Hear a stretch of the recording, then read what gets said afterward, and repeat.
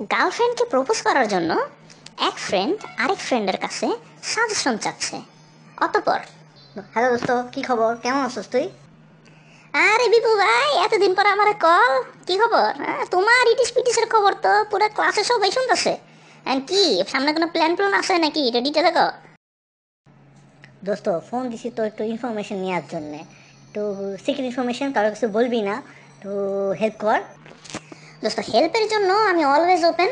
খালি আমারে বল যে তোর কি টাইপের হেল্প লাগবো, কোনো জিনিসপত্র লাগবো, কোনো ইনফরমেশন লাগবো, বা কোনো কাজ করতে হইব, বইলা দেখ একবার তুই কি লাগবো তোর ক। সারা তোরে জিগাইলাম একটা, তুই প্রায় জ্ঞাতি গোষ্ঠী বলতাছস। শোন আগে দোস্ত, নিজের তো প্রপোজ করুম, কোন জায়গায় করুম আমি চিন্তা করে পাইতাছি না, ক্রাইটেরিয়া দে না। তুই তুই শালা নীলার আসলেই প্রপোজ করবি না? প্ল্যান তো কই করা যায় দাঁড়া, একটু চিন্তা করে লই বেটা, দাঁড়া। আচ্ছা কাজ কর, শুন, আমার মনে হয় ভালো এটাই হইব। তুই ওরে শহীদ মিনারে নিয়ে যা, একটা রূপটা নিয়ে যাবি, নিয়ে ওইখানে প্রপোজটা কর। শহীদ মিনার? ওই সালা ফাইজলামি করছ আমার লাগে? সিরিয়াসলি কর দোস্ত, শহীদ মিনার কেমনি? আরে বেটা তুই বুঝলি না? আরে শহীদ মিনারের উপরে তো আর স্যান্ডেল হয়ে যেতে পারবো না, তুই জুতা খাওয়াতে খাওয়াইতে যাবি।